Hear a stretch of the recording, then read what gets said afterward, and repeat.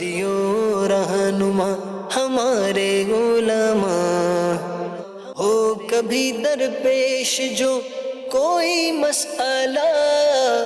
پوچھ لے حاضر ہو ہم ان کی بارگاہ۔ الحمد للہ رب العالمین والصلاة والسلام علی سید المرسلین، اما بعد فاعوذ باللہ من الشیطان الرجیم، بسم اللہ الرحمن الرحیم۔ الصلاة والسلام علیک یا رسول اللہ وعلی آلک واصحابک یا حبیب اللہ، الصلاة والسلام علیک یا نبی اللہ وعلی آلک واصحابک یا نور اللہ۔ مدنی چینل کے ناظرین، پروگرام دارالفتاح اہل سنت میں آپ کو خوش آمدید کہتے ہیں، مرحبا کہتے ہیں۔ اللہ پاک ہم سب کے علم برکت عطا فرمائے، علم نافع کی دولت سے ہم سب کو مالا مال فرمائے۔ ہمارے پیارے نبی صلی اللہ علیہ وآلہ وسلم کا فرمان عظمت علی شان، زینوا مجالسکم بالصلاۃ علی فإن صلاتکم علی نور لکم یوم القیامہ۔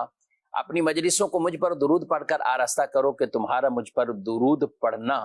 قیامت کے دن تمہارے لیے نور ہوگا۔ صلو علی الحبیب صلی اللہ تعالی علی محمد صلی اللہ علیہ وآلہ وسلم، صلاۃ و سلام علیک یا سیدی یا رسول اللہ۔ ناظرین کرام، اس پروگرام میں آپ کے سوالات کو بطور خاص ہم شامل کرتے ہیں اور سوال جواب کی صورت میں ایک خوبصورت علمی سیشن آپ تک پہنچانے کی کوشش اور سعی کی جاتی ہے۔ اول تاخیر ہمارے ساتھ پروگرام میں آپ شامل رہیں، انشاءاللہ بہت سے شرعی مسائل سوال جواب کی صورت میں سیکھنے کو ملیں گے۔ آج کے ہمارے مہمان مفتی محمد کفیل صاحب ہیں، ان کو ہم خوش آمدید کہتے ہیں۔ جزاک اللہ خیر۔ کیسے ہیں مزاج گرامی آپ؟ الحمدللہ علی کل حال۔ ماشاءاللہ۔ جیسے کوئی مبارک ایام آتے ہیں اور مبارک دن یا ایسی راتیں آتی ہیں، آدمی ظاہر دل کے اندر ایک نرمی والی کیفیت، گریاں زاری بھی اللہ کی بارگاہ میں، توبہ کرنا، اپنے گناہوں سے معافی مانگنا، یہ سب کچھ ایک ماحول کے ساتھ ساتھ ہو ہی جاتا ہے، اس طرح کی کیفیات۔ لیکن اس پر اس کے بعد ایسی مستقل مزاجی آ جانا اور اس انداز سے وہ اس کو لے کر چلتا رہے اور استقامت اس پہ مل جانا، تو اس کے لیے کیا کرنا چاہیے کہ آدمی صرف ایک دن کا ہی نہ ہو اور ایک رات کے لیے نہ ہو، اگرچہ وہ بھی مبارک عمل ہے، ظاہر ہے کہ دوسروں کے ساتھ مل کر بھی اللہ اور اس کے رسول کو یاد کرتا ہے، اچھی بات ہے، لیکن ایک مستقل مزاجی یہ طبیعت میں آ جائے، کیا فرماتے ہیں؟ بسم اللہ الرحمن الرحیم۔ شعبان المعظم کی جیسا کہ 15ویں شعبان کو نامہ اعمال تبدیل ہوتے ہیں، لوگوں کی ایک تعداد ہے جو 14 اور 15 کو روزے بھی رکھتی ہے کہ یار نامہ اعمال کا آخری دن بھی جو ہے وہ نیکی کے اوپر اختتام ہو، نئے دن کا آغاز بھی جو ہے وہ نیکیوں سے ہو۔ پھر اس رات قبرستان حاضری دینا سنت ہے، اس اعتبار سے لوگ جاتے بھی ہیں، قبروں سے عبرت بھی جو ہے وہ حاصل کرتے ہیں۔ تو ایک جو انسان کو اپنی ذات کے اندر اپنے اعمال سے متعلق ایک فکر لاحق ہوتی ہے، خوف خدا جو ہے وہ اس کو آتا ہے، تو اس کے نتیجے میں انسان توبہ کرتا ہے اللہ پاک کی بارگاہ میں۔ اور ہم یہ دیکھتے ہیں کہ جب بھی انسان توبہ کرتا ہے تو اس کے بعد اپنے آپ کو ابتدائی توبہ کے بعد کے جو کچھ لمحات یا کچھ ایام ہوتے ہیں، اپنے آپ کو بہت حد تک وہ گناہوں سے بچا رہا ہوتا ہے کہ یار ابھی تو توبہ کی ہے۔ تو یہی جو فکر ہے انسان کی اور یہی جو سوچ ہے کہ اللہ پاک کی بارگاہ میں حاضر ہوا تھا اور رب کی بارگاہ میں نے اپنے پچھلے سارے گناہوں پر جو ہے وہ شرمندگی ظاہر کرتے ہوئے رب سے توبہ کی تھی کہ آئندہ کوئی گناہ نہیں کروں۔ بس اس وعدے کو یاد رکھے اور اس بات کو اپنے اندر اپنے دل و دماغ میں بٹھا لے کہ میرا رب مجھے دیکھ رہا ہے۔ تو جب بھی شیطان کسی گناہ کی طرف اسے جو ہے وہ لے کر جائے تو اپنے آپ کو اس بات کی طرف جو ہے وہ اپنے ذہن میں اس بات کا گویا کہ اس کو اعادہ کرے، ریپیٹ کرے، اس بات کو ذہن نشین کرے کہ میرا رب مجھے دیکھ رہا ہے، میں ابھی توبہ کر کے آیا ہوں، میرا رب مجھے جو ہے وہ دیکھ رہا ہے۔ بہت دفعہ ایسی وجہ ہوتی ہے کہ انسان جو ہے وہ ماحول کی وجہ سے کسی چیز سے جو ہے وہ متاثر ہوتا ہے اور جب اس ماحول سے دور ہوتا ہے تو وہ تاثر آہستہ آہستہ ختم ہونا شروع ہو جاتا ہے۔ تو اب اس کے اندر بھی یہی ہے کہ جب ہم ایک رات مسجد کے اندر عموماً لوگ گزارتے ہیں، اجتماع ذکر و نات کے اندر جو ہے وہ گزارتے ہیں، وہاں توبہ استغفار ہوتی ہے، نیک لوگوں کی صحبت میں بیٹھتے ہیں تو وہاں کیفیت جدا ہوتی۔ لیکن جب کاروبار کے اندر جو ہے وہ آ جاتے ہیں اور کاروباری لوگوں میں، دنیا دار لوگوں کے اندر جو ہے وہ گھل مل جاتے ہیں تو آہستہ آہستہ وہ اثر جو ہے وہ زائل ہوتا رہتا ہے۔ تو اس کا طریقہ یہی ہے کہ اپنی اس اچھی صحبت کو ختم نہ کریں۔ اب اس کے مختلف ذرائع جو ہے وہ آج کل کے دور کے اندر موجود ہیں کہ آپ جس گناہ کی طرف شیطان آپ کو مائل کرنا چاہتا ہے اس گناہ کے جو عذاب یا وعیدات ہیں آپ اسے پڑھیں، پڑھ نہیں سکتے تو آڈیو کے اندر جو ہے اس کا بیان جو ہے وہ سن لیجیے۔ پھر دعوت اسلامی کا جیسے سنت و بھرا اجتماع ہوتا ہے ہر جمعرات کو، اس اجتماع کے اندر جو ہے وہ شریک ہوں، مدنی مذاکرے میں جو ہے وہ شریک ہو۔ تو یوں اپنی ایکٹیویٹیز کے اندر آپ جو ہے وہ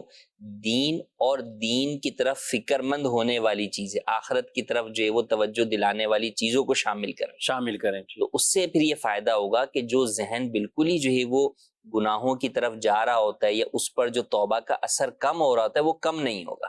جب کم ہوگا آپ کوئی حدیث سن لیں گے، اس سے دوبارہ پھر جو ہے وہ آپ کے اندر کا ضمیر گویا جاگ اٹھے گا کہ نہیں یار غلط ہے یہ بات، تو اس چیز کی طرف تو نہیں بڑھنا چاہیے۔ پھر اچھے لوگوں کی صحبت اختیار کریں، بری صحبتوں سے بچیں، وہ چیزیں جو انسان کو گناہ میں لے جانے کا سبب بن رہی ہیں ان چیزوں سے بچیں۔ جیسے اب کسی کو پتا ہے کہ میرے گھر میں جو ہے وہ ٹی وی ہے جس کی وجہ سے میں گناہوں میں جو ہے وہ چلے جاتا ہوں، تو اب اس ٹی وی کو وہ دیکھے کہ وہ کیسے جو ہے وہ کنٹرول کر سکتا ہے کہ صرف مدنی چینل کو پر ہی جو ہے وہ اس کو لاک کرے، باقی سارے چینل جو ہے وہ بند کر دے۔ یا جس کے یہ پتا ہے کہ جناب میں بچ ہی نہیں پاتا، میرے موبائل میں فیس بک جو ہے وہ ڈلی ہوئی ہے جس کی وجہ سے میں جو ہے وہ گناہوں میں پڑ جاتا ہوں، تو بھائی وہ فیس بک ڈیلیٹ کر دے، کون سا فیس بک جو ہے اس کے اوپر رکھنا جو ہے وہ ضروری ہے۔ یہ چیزیں تو آپ وہ کہہ رہے ہیں کہ یعنی آپ ٹی وی کا ہم کہہ ہی رہے ہیں، وہ بھی ٹی وی کے ذریعے سن ہی رہے ہیں جی ٹھیک ہے، یعنی اچھا استعمال بھی اگر ہے تو 100% بہترین استعمال۔ سوشل میڈیا کے اندر بھی اگر برائی سے بچ کر نیکی والی چیزیں حاصل کرنا ہے تو میرا خیال ہے اس کا بھی ایک اچھا استعمال ذرائع موجود ہیں۔ تو چاہے سوشل میڈیا کی ایکٹیویٹی ہے یا دیگر کوئی اور اس طرح، یہ تو ایسے ہے کہ جسم کا آدمی تنہائی میں مبتلا ہوتا ہے۔ دوستوں کے حوالے سے آپ کیا کہیں گے؟ جی اسی طرح جس طرح آج کل کی یہ جدید چیزیں بھی ہیں، اس کے ساتھ ساتھ ہی وہی کہ آدمی جس گیدرنگ میں بیٹھتا ہے وہاں سے وہ چیزیں اس کی طرف جو ہے وہ آتی ہیں، تو لہٰذا اب جو پتہ ہے کہ میں اس گیدرنگ میں جا کر بیٹھوں گا تو یار میری نماز قضا ہو جائے گی، تو آپ اس گیدرنگ میں جا کر ہی نہ بیٹھیں، یا آپ کو پتہ ہے اس گیدرنگ میں جاؤں گا تو غیبت ہوگی، چغلی ہوگی، ایک دوسرے کے اوپر جو ہے وہ طنز ہوگا، ایک دوسرے کی دل آزاری ہوگی، تو اس صحبت سے جو ہے وہ آپ بچیں۔ یا پتہ ہے کہ وہاں پر اس قدر جو ہے وہ فضولیات ہوں گی جس کی وجہ سے جو دل میں ابھی توبہ کے بعد جو ہے وہ خشیت الہی ہے، جو ایک ڈر ہے، اللہ پاک کا خوف ہے، وہ جو ہے وہ زائل ہو جائے گا، اور جو ہے وہ دنیاوی امور کے اندر مصروف ہو جاؤں گا، تو اس صحبت سے اپنے آپ کو جو ہے وہ انسان بچائے۔ تو الغرض کوشش جو ہے وہ بہرحال کرنی ہوگی اس اثر کو قائم رکھنے کی، اور جب جب وہ اثر کمزور پڑتا ہوا نظر آئے فوری طور پر جو ہے وہ دوبارہ اس کا رنگ اپنے اوپر چڑھانے کے لیے اجتماع میں شریک ہونا، بیانات سننا، نعتیں سننا، مطالعہ کرنا ان احادیث کا، واقعات کا، حکایات کا، جو کہ انسان کو فکر آخرت کی طرف متوجہ کر دیں، یہ جو ہے وہ جب کریں گے تو انشاءاللہ جو ہے وہ اثر کافی حد تک باقی رہے گا۔ ماشاءاللہ۔ اور شعبان المعظم تو 15 شعبان کی مبارک شب، پھر میں تو سمجھتا ہوں کہ رمضان شریف کی ایک بہترین تیاری کی یہ رات ہے کہ جس میں آدمی کو کچھ نہ کچھ توبہ کا اثر رہتا ہے۔ شعبان کی 15ویں یہ شب گزرتی ہے، اور وہ گزرنے کے بعد ایک کیفیات میں اگر آدمی رہے اور واقعی ہی کہ آگے مجھے رمضان شریف کی تیاری کرنی ہے تو انشاءاللہ استقامت مل جائے، کیونکہ آگے متصل 15 دن 14 دن بعد رمضان شریف عام طور پہ یہ ہوتا ہے کہ یار ماحول ایسا نہیں ہے کہ جس کی وجہ سے میں اپنے اس پہ قائم رہ سکوں، رمضان میں وہ ایک ماحول بھی میسر آ جاتا ہے۔ تو ناظرین کرام، ان چیزوں کا ہم اگر خود نوٹ کریں، یا ایک اور بات بھی، میں نے کئی مرتبہ لوگ اجتماعی توبہ کرتے ہیں، دعا ہو رہی ہے سارے گناہ یا اللہ ہمارے معاف فرما، ٹھیک ہے آمین کہہ دیا، توبہ بھی کر دی، لیکن کیا آپ سمجھتے نہیں کہ کوئی بھی شخص جو اپنے گناہ سے توبہ کر رہا ہے تو بیسک تو اس کو یہ پتا ہو کہ میں یہ گناہ سے توبہ کر رہا ہوں، یعنی میں ان میں مبتلا ہوں، جی ٹھیک ہے۔ وقت گزرنے، عمر کے تقاضوں کے ساتھ ساتھ کئی ایسے گناہ ہیں کہ آدمی ویسے ہی چھوڑ چکا ہوتا ہے، جی ٹھیک ہے۔ اب توبہ اس سے بھی کرتے رہنا چاہیے، اللہ سے معافی مانگتے رہنا چاہیے جو ماضی میں بھی گناہ ہوئے، لیکن بعض اوقات یہ جو باتیں سامنے آتی ہیں، لوگوں کے ایسے سوالات سے بھی کچھ چیزیں سامنے آتی ہیں کہ آدمی جس گناہ کے اندر پڑا ہوا ہے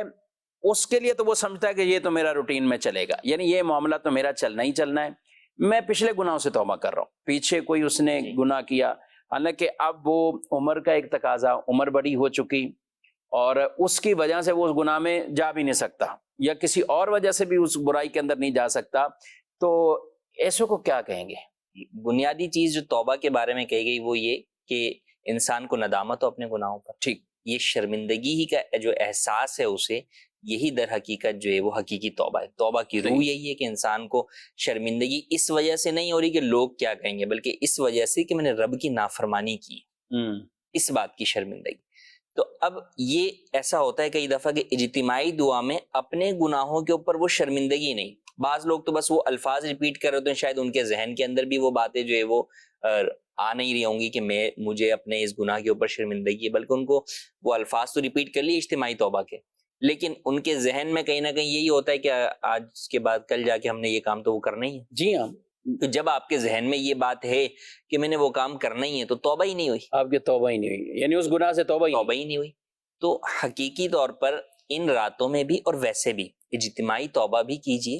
اور اس میں بھی اس کے معنی اور مفاہیم کو سمجھتے ہوئے، اور اپنے دل میں اپنے آپ کو قصوروار اس گناہ پر ٹھہرا کر، اور یہ سچی نیت کرتے ہوئے کہ میں بھی آئندہ یہ گناہ جو ہے وہ ہرگز نہیں کروں گا، یوں بھی توبہ کریں، اور انفرادی طور پر بھی خلوت کے اندر بھی جو ہے وہ ہاتھ اٹھا کے رب تعالیٰ کی بارگاہ میں دعا کریں۔ بہت اچھی۔ کئی گناہ ایسے ہوتے ہیں کہ انسان بسا اوقات چھوڑنا تو چاہتا ہے، اسے پتا ہوتا ہے کہ یار یہ غلط ہے، لیکن کسی نہ کسی وجہ سے وہ چھوڑ نہیں پا رہا ہوتا، تو ایسے وقت شرمندگی بھی ایک اعتبار سے تو ہوتی ہے کہ یا اللہ یہ جو ہے وہ گناہ پہ مجھے شرمندگی، لیکن چھوڑنے کے حوالے سے کہ آئندہ ہرگز نہیں کروں گا، آدمی جو ہے وہ پھر ڈاؤٹ فل ہو جاتا ہے کہ یار یہ تو مجھ سے ہر دفعہ ہو جاتا ہے، یعنی عزم نہیں ہے، عزم نہیں ہو رہا۔ نہیں ہے۔ اب اس میں دو باتیں، ایک تو اللہ پاک سے ہی یہ دعا کریں کہ یا اللہ مجھ سے میری یہ بری عادت چھڑوا دے، کیونکہ گناہ سے بچنے کی قوت بھی رب کی جانب سے ہی ہے، بالکل، لا حول ولا قوت الا باللہ، گناہ سے بچنے کی طاقت بھی وہی دیتا ہے اور نیکی کرنے کی توفیق بھی وہی دیتا ہے۔ صحیح۔ تو یہ رب سے دعا بھی مانگے اور اپنے طور پہ یہ نیت کرے کہ بس اب میں جو ہے وہ یہ کام جو ہے وہ نہیں کروں گا، اور اس کے جو بھی اسباب ہیں میں انہیں جو ہے وہ ختم کروں۔ تو یوں پختہ ارادہ کر لے، ایک حاشیہ یا ایک ذہن میں کوئی ایسا خیال کہ پتہ نہیں ہو سکتا ہے دوبارہ ہو جائے، اس سے کوئی فرق نہیں پڑے گا آپ کی توبہ کے اوپر، اور یہ تو بس اس کی وجہ سے شیطان کی طرف سے ہو جاتا ہے، اور اس کی وجہ سے توبہ سے بچنا بھی نہیں چاہیے کہ کیا پتا کہ آپ نے سچی توبہ کی اور اگلے لمحے موت آ گئی، تو کم سے کم وہ سچی توبہ آپ کے پچھلے سارے گناہوں کو تو مٹا دے گی۔ تو لہٰذا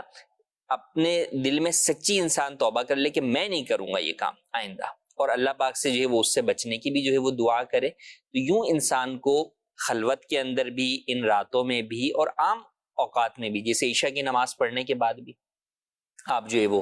دعا کریں، امام صاحب کے ساتھ بھی جو دعا ہوتی ہے وہ بھی کریں، لیکن الگ سے بھی اپنے گناہوں کو یاد کر کے آپ جو ہے وہ اللہ کی بارگاہ کے اندر جو ہے وہ دعا کریں گے، توبہ کریں گے، تو انشاءاللہ اس کا فائدہ ہوگا۔ ماشاءاللہ، اللہ پاک ہم سب کو سچی توبہ کی توفیق دے، ندامت اپنے گناہوں پر،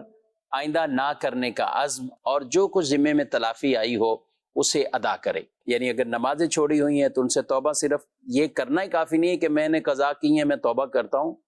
ٹھیک ہے، اچھی بات ہے، لیکن وہ قضا پوری کریں،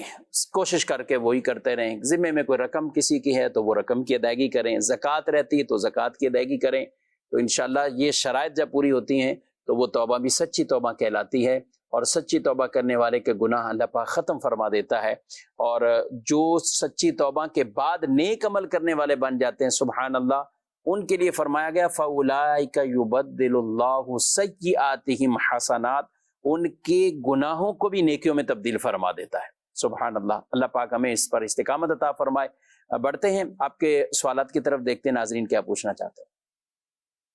میرا مفتی صاحب سے سوال ہے کہ ایک مسلمان کا اللہ عز و جل کے بارے میں کیا عقیدہ ہونا چاہیے؟ جی، ہر مسلمان کا اللہ پاک کے بارے میں عقیدہ واضح ہے کہ اللہ پاک جو ہے وہ ایک ہے۔ مسلمان جو ہے وہ یہی عقیدہ، بنیادی عقیدہ ہے، عقیدہ توحید جو ہے وہ کہ اللہ ایک ہے، اس کا کوئی شریک نہیں ہے۔ البتہ بعض اللہ پاک کی ذات و صفات سے متعلق وہ عقائد ہیں جس کے بارے میں لوگ جو ہے وہ جانتے نہیں ہیں، اور اس کے بارے میں کچھ کا کچھ جو ہے وہ بول رہے ہوتے ہیں، بسا اوقات بغیر سمجھے ہوئے، اور بسا اوقات اپنے طور پہ وہ سمجھ رہے ہوتے ہیں کہ ہم تو اچھی بات ہی بول رہے ہیں، لیکن وہ حقیقتاً غلط بات ہوتی ہے۔ جیسے اللہ پاک جو ہے وہ مکان سے پاک ہے، کسی بھی جگہ میں ہونے سے پاک ہے، ٹھیک، کیونکہ جگہ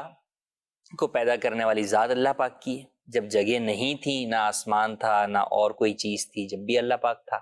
ٹھیک، تو اللہ پاک جو ہے وہ ہر قسم کے جو ہے وہ جگہ میں ہونے سے پاک ہے. اللہ پاک جو ہے وہ کسی بھی چیز کا محتاج نہیں ہے. ٹھیک. تو اب بعض لوگ یہ کہہ دیتے ہیں کہ معاذ اللہ اللہ پاک جو ہے وہ عرش پر ہے، یا اللہ پاک جو ہے وہ اوپر جو ہے وہ رہتا ہے، یا اوپر والا جو ہے وہ کہہ دیتے ہیں، اور مراد اس سے مکان ہی ہوتا ہے. مکان ہوتا ہے. تو یہ کلمہ کفر ہے، یہ اللہ پاک کی شان کے لائق چیزیں نہیں ہیں. تو لہٰذا اس طرح کے عقائد، بنیادی عقیدہ تو ہر مسلمان کو ہی معلوم ہوتا ہے کہ اللہ ایک ہے، لیکن اس طرح کی چیزیں، اسی طرح بعض اوقات جملوں کے اندر بندہ جو ہے وہ اللہ پاک پر کوئی اعتراض کر بیٹھتا ہے کہ اللہ نے یہ کیوں کر دیا. کبھی کسی کے اوپر کوئی غم آ جائے، کسی کی بچوں میں سے کسی کا انتقال ہو جائے، یا کسی کو بہت زیادہ پریشانیاں پہنچ رہی ہوں، لوگ اس طرح کے جملے کہہ دیتے ہیں معاذ اللہ کہ اللہ کو ہمارا ہی گھر جو ہے وہ نظر آیا. تو یہ وہ چیزیں ہیں جو اللہ تبارک و تعالیٰ کی ذات و صفات کے شان کے لائق نہیں ہیں. تو اللہ پاک کے لیے ایسی باتیں بولنا یہ کفر ہے. تو مسلمان کو یہ بات معلوم ہونی چاہیے کہ اللہ پاک کا ہر فیصلہ حق ہے، اس میں کسی بھی قسم کی کوئی غلطی پاسبل ہی نہیں ہے، ممکن ہی نہیں ہے. تو لہٰذا وہ جس کے ساتھ بھی جو بھی کر رہا ہے یا جو بھی اس نے فیصلہ فرمایا وہ حق ہے. ہم نہیں جانتے کہ ہمارے حق میں کیا بہتر ہے کیا بہتر نہیں ہے، لیکن وہ جانتا ہے کیونکہ وہ ہمارا خالق و مالک ہے. تو لہٰذا اس کی کسی بھی بات پہ کوئی بھی اعتراض کرنا یہ کفر ہے. اسی طریقے سے یہ کہنا کہ اللہ پاک جو ہے وہ معاذ اللہ بھول جاتا ہے یا اس نے فلاں کو بھلا دیا ہے، تو یہ بھی جو ہے وہ درست جو ہے بعض کا کسی کو کے لائق نہیں ہے. کسی کو موت نہیں آ رہی ہوتی یا بوڑھا ہو رہا ہوتا ہے، بوڑھی ہو رہی ہوتی، تو بھی اس طرح کے جملے جو ہے وہ بول دیے جاتے ہیں. اسی طرح بعض وہ جملے ہوتے ہیں کہ جس کے اندر اللہ پاک کی جانب عجز کی نسبت ہوتی ہے کہ یہ کام اللہ پاک بھی نہیں کر پا رہا تو میں کیا کروں گا معاذ اللہ. تو اس میں گویا کہ آپ اللہ پاک کو عاجز کہہ رہے ہیں کہ اللہ پاک بھی یہ نہیں کر پا رہا، حالانکہ وہ تو ہر چیز پر قادر، ان اللہ علی کل شیء قدیر. تو اب آپ اس کی طرف جب عجز کی نسبت کر رہے ہیں تو در حقیقت یہ اس کی شان کے لائق صفت نہیں ہے. تو آپ اس چیز کے ذریعے اس کے لیے وہ صفت ثابت کریں گے جو اس کی شان کے لائق نہیں ہے. تو یہ چیز کفر ہے، انسان کو دائرہ اسلام سے خارج کر یعنی ایسی کئی چیزیں کہ بیسک تو اللہ پاک کے بارے میں سب کا عقیدہ ہے کہ وہ ایک ہے، موجود ہے، اس کا کوئی شریک نہیں ہے، اس کی اولاد کوئی نہیں ہے، اس کے ماں باپ نہیں ہیں، اس کی جو ہے وہ بیوی نہیں ہے. یعنی اللہ پاک کی ذات ہے، حی ہے، جی قیوم ہے، قادر مطلق ہے. جی زمین آسمان کو اللہ نے بنایا، ہمیں اللہ نے پیدا کیا، وہ کسی کا محتاج نہیں، ساری مخلوق اللہ کی بارگاہ کی محتاج ہے. ہاں اللہ نے اپنی عطا سے جو کچھ کسی اور کو ملا وہ اللہ کی عطا سے، نبیوں کو ملا اللہ کی عطا سے، ولیوں کو ملا اللہ کی عطا سے، فرشتوں کو ملا اللہ کی عطا سے. تو بنیادی یہ چیزیں تو ہمیں ذہن میں رکھنی چاہیے. لیکن بہت ہی پیاری باتیں کفیل صاحب نے مزید کچھ ایڈ کی ہیں، اور اس طرح کی کئی ایسی چیزیں ہیں کہ جو ہمیں بطور مسلمان سمجھنی چاہیے کہ کوئی بھی ایسا کلمہ نہ نکل جائے کہ جس کی وجہ سے آدمی معاذ اللہ کفر کے اندر چلا جائے. امیر اہل سنت دامت برکاتہم العالیہ کی بہت ہی پیاری کتاب کفریہ کلمات کے بارے میں سوال جواب، کفریہ کلمات کے بارے میں سوال جواب، یہ کتاب آپ حاصل کیجئے. اور عقائد باری تعالیٰ یعنی اللہ پاک کے بارے میں کیا عقیدہ ہونا چاہیے اور کون کون سے کلمات نہیں استعمال کرنے، یہ آپ کو مکمل ڈیٹیل تفصیل ملے گی. اور اس کو بھی سیکھنا سمجھنا ہم سب کے لیے بہرحال اہم اور ضروری ہے. مزید سوال؟ مفتی صاحب کی بارگاہ میں سوال یہ عرض ہے، اکثر مساجد میں دیکھا گیا کہ بعض بزرگ جو ہیں وہ آ کر کرسی پر بیٹھ کے نماز پڑھتے ہیں، تو اب صف کے اندر کرسی کہاں پر رکھیں؟ بعض لوگوں کو یہ کہتے ہوئے سنا گیا ہے کہ کرسی جو ہے چاہے صف مکمل ہو یا نہ ہو، کرسی والے نمازی حضرات جو ہیں وہ بالکل کونے میں کھڑے ہوں گے چاہے درمیان سے صف خالی ہو. بعض کہتے ہیں کہ نہیں، بلکہ جہاں تک نمازی کھڑے ہوں اس کے ساتھ کرسی والا کرسی رکھ کے نماز پڑھنا شروع کر دے، بقیہ جو نمازی ہیں وہ کرسی کی دوسری جانب کھڑے ہو جائیں. تو اس میں درست طریقہ کیا ہے، یہ ارشاد فرما دیں، جزاک اللہ خیر. جی دونوں طرح کے ہیں، بہرحال کیا ہیں؟ صف جو ہے وہ مکمل نہیں ہوئی، مگر جماعت کھڑی ہو گئی ہے، اور اب جو ہے وہ دونوں طرف جو ہے وہ یا کسی ایک جانب جو ہے وہ جگہ خالی ہے. تو اب کرسی والے کو یہ نہیں کہا جائے گا کہ بیچ کی جگہ خالی چھوڑ کے تم وہاں کونے میں بیٹھے رہو، نہیں، بلکہ ایسی صورت کے اندر وہ آخری نمازی کے ساتھ ہی جو ہے وہ بیٹھ جائے گا، کرسی لائے شامل ہو جائے، وہاں پہ جو ہے وہ رکھے گا اور وہ نماز ادا کرے گا. ہاں عام حالت ہے کہ جناب جو ہے وہ صف پوری ہوئی ہے تو اس صورت میں چاہیے کہ درمیان کے اندر رکھنے کے بجائے سائیڈ پہ جو ہے وہ رکھ لیں. لیکن جب جماعت کھڑی ہو گئی ہے تو اب نہ تو اس کو یہ کہا جائے گا کہ آپ انتظار کریں جب تک کہ سارے لوگ آ کے نہ کھڑے ہو جائیں، ٹھیک، نہ ہی یہ کہا جائے گا کہ آپ درمیان میں جو ہے وہ جگہ چھوڑ کر کونے پہ بیٹھیں، بلکہ وہ ایسی صورت کے اندر آخری نمازی کے ساتھ ہی اپنی کرسی رکھ کر اپنی نماز جو ہے وہ ادا کریں گے۔ اچھا، لوگ یہ سمجھ رہے ہوتے ہیں کہ بیچ میں کرسی ہے تو یہ ہماری صف بھی خراب کر رہا ہے یا قطع صف ہو رہا ہے، تو یہ کیا قطع صف کہلائے گا؟ قطع صف تو نہیں ہے، البتہ صف میں بسا اوقات فرق یوں آ جاتا ہے کہ بعض کرسی والے جب نماز پڑھتے ہیں تو وہ کرسی رکھتے ہیں مگر وہ کھڑے ہو جاتے ہیں، اب جب قیام کرتے ہیں، اب جب وہ کھڑے ہوتے ہیں تو اب دو صورتیں ہوتی ہیں، یا تو وہ کرسی اپنی پیچھے کر دیں گے اور دیگر نمازیوں کے ساتھ کندھے سے کندھا ملا کے کھڑے ہو جائیں گے، تو پیچھے والے نمازیوں کو مسئلہ وہ سجدہ کہاں کرے گا؟ وہ سجدہ کہاں جو ہے وہ کریں گے، یا پھر یہ نماز کے اندر بار بار آگے پیچھے کرسی کرتا رہے گا، یا جو عموماً لوگ کرتے ہیں وہ یہ کرتے ہیں کہ کرسی کو رکھتے ہیں، کرسی کے جو وہ ہے بازو ہے اس کو لگاتے ہیں نمازیوں کے بازو کے ساتھ اور خود جو ہے وہ آگے ہو کر کھڑے ہو جاتے ہیں۔ تو ایسی صورت میں پوری صف سے یہ حضرت جو ہے وہ آگے کھڑے ہوئے ہوتے ہیں، دو قدم جو ہے وہ بس امام سے تھوڑے سے پیچھے ہیں، ورنہ تو امام کے قریب ہو جائے نا۔ تو یہ درست نہیں ہے، ان کو در حقیقت جو ہے وہ جب یہ کرسی پر بیٹھ کر نماز پڑھ رہے ہیں اس کا مطلب یہ ہے کہ اگر واقعی شرعی اعتبار سے یہ زمین پر سجدہ کرنے پر قادر نہیں ہیں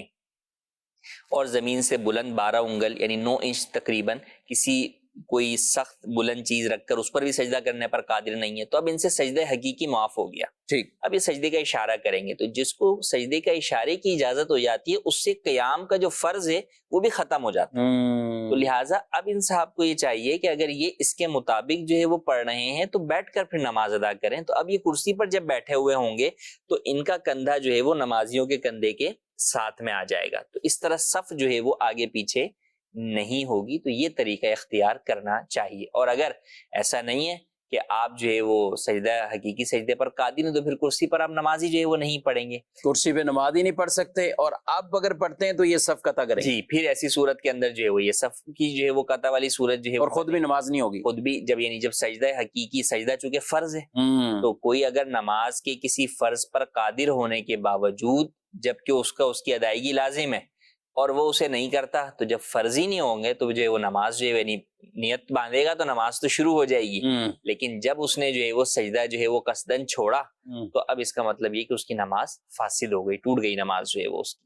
تو لہٰذا اس بات کا خاص خیال رکھیں کہ کرسی پر وہی نماز پڑھے جس کو شرعی اعتبار سے بھی اجازت ہو، اور اس کے مسائل بھی سیکھ لیں۔ اس حوالے سے ہماری مکتبۃ المدینہ کا ایک رسالہ ہے کرسی پر نماز پڑھنے کے احکام، اس میں جو ہے وہ بنیادی شرائط بھی بیان کی گئی ہیں کہ کون نماز پڑھ سکتا ہے، پھر مسجد میں کرسی کہاں رکھنی چاہیے، پھر کرسی کیسی ہونی چاہیے۔ بس اوقات بہت بڑی کرسی جیسے ہم جس کرسی پر بیٹھے ہوئے اس طرح کی کرسی کو رکھ کر بیٹھا ہوا ہوتا ہے، اور حالانکہ نماز جو ہے وہ 8-10 منٹ کی جماعت ہوتی ہے، جی ہاں، وہ آپ چھوٹے سے کسی اسٹول کے اوپر بھی جو ہے وہ بیٹھ سکتے ہیں جس کے ذریعے سے آپ کا مسئلہ بھی حل ہو سکتا ہے اور اس کی وجہ سے صف میں جگہ بھی نہیں گھرے گی، تو اس چیز کا اہتمام کر لینا۔ اور یہ بالکل واقعی ان کا خیال رکھنا، کیونکہ بعض اوقات وہ چھوٹی عام طور پر پلاسٹک والی ہے، جی، اب اس کے جو کیا ہتھے کہلاتے ہیں، بازو جو ہے بازو رکھنے کی جو جگہ ہے، تو اب وہ اوپر والے بیٹھنے والے کے لیے تو سکون ہے، لیکن جو نیچے سجدہ کر کے اٹھ رہا ہے نا، اگر اس کو کندھے پہ لگ جائے جی تو اس کی طبیعت بالکل وہ ہو جائے گی کہ یار یہ کیا ہوا، اور وہ ہل بھی رہی ہوتی بات کا، یا یہ خود بھی اس کو کچھ نہ کچھ آگے پیچھے کرتے رہتے ہیں۔ جی، یعنی یہ شکایات بعض اوقات نمازیوں کی طرف سے آتی ہیں، بیچ میں جو رکھنے سے منع کرتے ہیں نا، اس کی وجہ یہ وجہ ہے کہ یار یہ تکلیف بہت دیتے ہیں، ان کے پاس کھڑے ہوتے ہیں نا، ایک تو پاؤں بچانا پڑتا ہے کہ پتہ چلے انہوں نے خود ہلائی اور ہمارے پاؤں پہ رکھ دی، یعنی یہ تو وہ چیزیں ہیں کہ جو کوئی بتاتا ہے آگے کہ یار ایسا ہوا ہے کہ میرے کو تو ڈر لگتا ہے بھائی ان سے تھوڑا دور دور ہوتا ہوں کرسی والوں سے نا، یہ کر دیتے ہیں بعض اوقات۔ تو بہرحال اگر ایسا ہے تو یہ کرسی پہ نماز پڑھنے والے ان کو بھی خیال رکھنا ہے۔ میں آپ کو ایک مسئلہ، یعنی سجدے کرنے کے حوالے سے جو سنت طریقہ ہے نا مرد کے سجدے کرنے کا، تو اس میں پھیلاؤ کے ساتھ ہے، یعنی یہ بازو جو ہے نا یہ بالکل ایسے کر کے یوں نہیں سجدہ کرے گا مرد، یہ عورتوں کے لیے ہے کہ ان میں ستر ہے، پردہ ہے، مرد کے لیے کہ وہ کونیاں تھوڑی پھیلائے، یہ سجدہ کرنے کا ہمیں حکم ہے، مسنون طریقہ اس کا یہی ہے۔ اور لیکن فرمایا جب جماعت میں ہو پھر یہ نہ اتنا پھیلاؤ کہ آپ ادھر والے کو کونیاں مار رہے ہو، ادھر والے کو کونیاں مار رہے ہو، نہیں، اب آپ کو ہے کہ کونیوں کو تھوڑا سمیٹ لیں۔ جماعت میں یہ دوسرے کی رعایت کرنے کا خیال کیا گیا۔ ساری صورتیں بڑی تفصیل ڈیٹیل سے ہم نے بیان کر دی ہیں، جواب بھی آپ کو مل گیا ہوگا، بس احتیاط یہ کر لیں کہ اگر آپ بیچ میں بھی کرسی رکھتے ہیں تو اپنی کرسی کچھ ایسی لے لیں کہ جس میں یہ سیڈ والی نہ ہو جن کی وجہ سے بطور خاص لوگوں کو تکلیف پہنچتی ہے. نارمل بھی کرسیاں ہوتی ہیں مسجد میں، وہ لے لیں، اور اسٹول لے لیں، کوئی اس طرح کی چیز لے لیں کہ جس کی وجہ سے دوسرے نمازیوں کو کوئی کسی طرح کی تکلیف بھی نہ پہنچے. اس کا خیال بہرحال رکھنا ہے. جی مزید سوال. مفتی صاحب سے میرا سوال عرض یہ تھا کہ نماز میں جب سجدہ کرتے ہیں تو سجدے کی پاؤں کی انگلی لگانے کا کیا حکم ہے؟ جزاک اللہ خیر. جی سجدے میں پاؤں کی انگلی اس طرح لگانا کہ پاؤں کی انگلی کا پیٹ لگے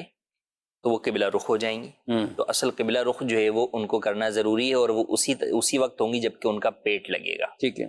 پیٹ سے مراد ہم اگر یہ انگوٹھے کی بات کریں تو یہ نیچے والا حصہ، نیچے والا جو ہے وہ حصہ. یہ اگرچہ ہم آپ کو بتا جو ہے وہ ہاتھ کے رہے، لیکن ہاتھ کے نہیں لگانا، ضروری جو ہے وہ پیر کے لگانے ہیں. تو پیروں کی انگلیاں لگانے کا حکم ہے، اور اس میں حکم یہ ہے کہ ایک پیر کی انگلی لگانا تو فرض ہے، ایک انگلی لگانا تو فرض ہے، 10 میں سے ایک انگلی لگانا فرض ہے. اور کسی پاؤں کی بھی لگ گئی، کسی بھی پاؤں کی لگ گئی. اور اکثر انگلی یعنی 3 انگلیاں، 6 انگلیاں لگانا جو ہے وہ واجب ہیں، اور 10 انگلیاں اس طرح لگانا سنت ہے. لہٰذا اس بات کا خیال کرتے ہوئے سجدے کے اندر سجدہ کرنا چاہیے. یہ حکم صرف مردوں کے لیے، عورتوں کے لیے نہیں ہے. عورتیں جو ہے وہ اپنے دونوں پاؤں جو ہے وہ دائیں جانب یا پیچھے کی جانب جیسے انہیں سہولت اور آسانی ہے اس طرح نکال سکتی ہیں. ان کے لیے یہ حکم نہیں، یعنی ان کو کوئی اپنا پاؤں اوپر کر کے رکھنے کی یہ حکم نہیں. ضروری حتی الامکان وہ اپنا سمٹ کر سجدہ کریں گے، اور جب سمٹ کر سجدہ کرنے کا ہے تو اس میں ظاہر پاؤں پھر کھڑے نہیں کیے جائیں گے. جی مزید سوال. مفتی صاحب عرض یہ ہے کہ جو آج کل سنا جاتا ہے کہ جب کوئی بندہ نماز پڑھ رہا ہو تو اس کے منہ کی طرف منہ نہیں کرنا چاہیے، یہ مکروہ ہے، تو کیا یہ صحیح ہے؟ دوسرا عرض یہ تھی کہ جو یہ مکروہ ہے اس کی مقدار کتنی ہے؟ مطلب یہ کہ اگر جو بالکل سامنے اس کے کھڑا ہے وہ پیچھے مڑ کے نہیں دیکھے گا، یا سائڈوں پہ کتنی اس کی مقدار تک بندہ آئے تو وہ اسی زمرے میں آئے گا؟ جزاک اللہ خیر. جی بالکل بینی سامنے ہے وہ، یا منہ کے سامنے منہ کرنے سے تو مراد یہی ہے کہ جو شخص جو ہے وہ اس کے سامنے اس کی سیدھ میں اس کی طرف منہ نہ کرے. ایک یہ ہے کہ بھئی یہاں پہ جو ہے وہ نمازی کھڑا ہوا ہے اور ایک شخص یہاں بیٹھا ہوا اگر اس کے چہرے کو جو ہے وہ دیکھ رہا ہے تو یہ منع نہیں ہے. ہاں اسی سیدھ کے اندر چاہے وہ پچھلی جو ہے وہ 10 صفوں کے اندر بھی جو ہے وہ موجود ہے تو اسے جو ہے وہ بہرحال اس کی طرف چہرہ کرنا منع ہے. اسی لیے امام کو یہ کہا جاتا ہے کہ جب مسبوق ہوں تو وہ جو ہے وہ پیچھے کی طرف منہ کرنے کے بجائے وہ جو ہے وہ سیدھے ہاتھ پہ یا الٹے ہاتھ کی طرف جو ہے وہ رخ کر کے جو ہے وہ بیٹھ جاتا ہے. کیونکہ عام طور پہ نمازوں کے بعد پیچھے کچھ کھڑے ہی ہوتے ہیں. جی کچھ نہ کچھ افراد جو ہے وہ کھڑے ہوئے ہوتے ہیں تو یہ منع ہے. ہاں اب ارد گرد والے ہیں، ہاں انہیں ویسے دیکھنا نہیں چاہیے کہ نمازی کے بہت قریبی کوئی شخص اس طرح دیکھے گا تو نمازی کی توجہ جو ہے وہ بٹے گی کہ یہ کیوں مجھے سارے مل کر جو ہے وہ گھور رہے ہیں. لیکن یہ اس کراہت کے اندر نہیں آئے گا. جیسے بسا اوقات ہوتا ہے کہ آپ کو پیچھے یہ تھوڑا سا یوں دیکھنا پڑتا ہے کہ بھئی نکلنے کے لیے جو ہے وہ حاجت ہے، تو اس میں کوئی حرج جو ہے وہ نہیں ہے. جو کراہت ہے وہ یہی کہ آپ بالکل ہی جو ہے وہ منہ پھیر کر جو ہے وہ نمازی کی طرف بیٹھ جائیں یا اس کے چہرے کی طرف منہ کر لیں تو یہ جو ہے وہ منع ہے. اچھا اس میں ایک بہت سے لوگ یہ بھی غلطی کرتے ہیں، اب جیسے خود تو فارغ ہو گئے، نماز پڑھ بھی نہیں، اب یہ نکل رہے ہیں. اب ان کو نکلنا ہے تو پیچھے یہ نہیں ہے کہ ایک ہی کوئی نمازی ہے اور یہ آگے بیٹھا ہوا ہے اور یہ نکل گیا، یہ تو ٹھیک ہے نکل بھی سکتا ہے. پیچھے 2-4 ہیں کھڑے ہوئے ہیں، نکلنے کی جگہ تو ہے نہیں. عام طور پہ جماعت کے بعد یہ والا اب وہ پیچھے جمگڑا آگے سے آئے 1 2 4 5 6 10 کھڑے ہو گئے. وہ میں تو کہتا ہوں آدھے تو اپنی نماز ہی بھول جاتے ہوں گے. جی اچھا کہ یار اتنے لوگ کھڑے ہوئے ہیں، آپ ان کی کیوں زیارت کر رہے ہیں؟ آپ کو تو یہ جائز ہی نہیں اس وقت. نہیں آپ تو یہ بالکل یہ نمازی نماز پڑھ رہے ہیں اور آپ ادھر آ کے کھڑے ہو کر ان کو دیکھ رہے ہیں سامنے، تو آپ ان کے چہرے کے بالکل سامنے ہو گئے. یہ ٹھیک ہی نہیں ہے، یہ جائز ہی نہیں ہے. اگر آپ کو انتظار بھی کبھی کرنا ہے نا تو آپ اپنا چہرہ قبلے کی طرف ہی رکھیں، یعنی آپ ان کی طرف دیکھیں نہیں. جیسے بتایا نا کہ تھوڑا سا یوں دیکھ لینا کہ وہ فارغ ہوئے کہ نہیں، یہ ایک الگ بات ہے. لیکن پورا اپنے آپ کو موڑ کر ان کی طرف دیکھنا تو جس میں آپ کا چہرہ بالکل یہ سامنے، تو یہ جائز نہیں ہے. اس سے دوسرے نمازیوں کو بھی تشویش ہوتی ہے. اتنا کوئی زیادہ وقت نہیں لگتا، 2-4 منٹ آپ بیٹھ جایا کریں تاکہ اس سے وہ آرام سے اپنی نماز کو ادا کر لیں. جی مزید. مفتی صاحب سے میرا یہ سوال ہے کہ کسی شخص کی بیوی کا انتقال ہو جاتا ہے تو وہ اس کا چہرہ دیکھ سکتا ہے یا نہیں؟ جی اگر کسی کی اہلیہ کا انتقال ہو جائے تو کیا چہرہ شوہر دیکھ سکتا ہے؟ شوہر اپنی بیوی کا چہرہ دیکھ سکتا ہے، اس میں کوئی حرج جو ہے وہ نہیں ہے، کوئی ممانعت بھی جو ہے وہ نہیں ہے. تو شوہر جو ہے وہ بیوی کا چہرہ دیکھ سکتا ہے. کیوں دیکھ سکتا ہے؟ لوگ کہتے ہیں نکاح تو ٹوٹ گیا، جب نکاح ٹوٹ گیا تو اب کیوں دیکھ سکتے ہیں؟ اگرچہ نکاح جو ہے وہ ٹوٹ گیا ہے، لیکن بہرحال جو ہے وہ اس کے لیے چہرہ دیکھنا جو ہے وہ جائز ہے، چھونا جو ہے وہ اسے منع ہے، وہ بھی بلا حائل۔ لوگ تو جنازے کو کندھا بھی جو ہے وہ دینے نہیں دیتے، حالانکہ دیگر سارے غیر محارم جو ہے وہ اہل محلہ اور دیگر سب اس کو کندھا دے رہے ہوتے ہیں، شوہر کے لیے منع کر دیتے کہ بھئی تم کندھا جو ہے وہ نہیں دے سکتے۔ رشتہ داروں میں بھی کئی ایسے ہوتے ہیں کہ جو ان چیز کا خیال رکھے بغیر کہ کس کی وہ محرم ہے، کس کے لیے محرم نہیں، وہ چہرہ بھی دیکھ رہے ہوتے ہیں، جی، وہ ان کا چہرہ بھی دیکھ رہے ہوتے ہیں۔ یعنی جو منع کرنے والے ہوتے ہیں وہ پردے کی وجہ سے نہیں، وہ ہاں، صرف شوہر کے لیے پردے شوہر کا کے حکم لیے اس کہہ وقت دیتے ہیں۔ اتار رہے ہوتے ہیں، باقی جو دیگر نامحرم ہوتے ہیں وہ ان کو بسا اوقات دکھا بھی رہے ہوتے ہیں، حالانکہ ان کو جو ہے وہ دکھانے سے جو ہے وہ بچنا چاہیے، گریز کرنا چاہیے، بہرحال شوہر کا جو ہے وہ دیکھنا جائز ہے۔ ٹھیک ہے، شوہر کا جائز بھی ہے اور کندھا دینا بھی اس کا جائز کندھا ہے۔ دینا چاہیے۔ جی مزید سوال۔ میرا مفتی صاحب کی بارگاہ میں سوال عرض یہ ہے کہ رمضان المبارک میں روزہ کھولنے کے لیے لوگ آج کل یہ دیکھا جاتا ہے کہ اذان پر روزہ کھولتے ہیں، جب اذان ہوتی ہے تو اس وقت روزہ کھولتے ہیں، اسی طرح جب سحری کرتے ہیں تو جب اذان ختم نہیں ہوتی اس وقت تک روزہ اپنا بند نہیں کرتے۔ میں نے یہ پوچھنا تھا کہ اگر کوئی اذان کے بعد روزہ بند کرتا ہے تو کیا اس کا روزہ ہو جائے گا؟ جی، روزہ سحری بند کرنے کا یا روزہ افطار کرنے کا تعلق جو ہے وہ اذان کے ساتھ نہیں، اذان تو نماز فجر اور نماز مغرب کے لیے ہوتی ہے، تعلق جو ہے وہ طلوع فجر اور جو ہے وہ غروب آفتاب کے ساتھ ہے۔ طلوع فجر سے پہلے پہلے جو ہے وہ سحری بند کر لیں گے، اور جب غروب آفتاب کا یقین ہو جائے تو اگرچہ اذان نہ ہو آپ افطار جو ہے وہ کر سکتے ہیں، بلکہ کر لینی چاہیے۔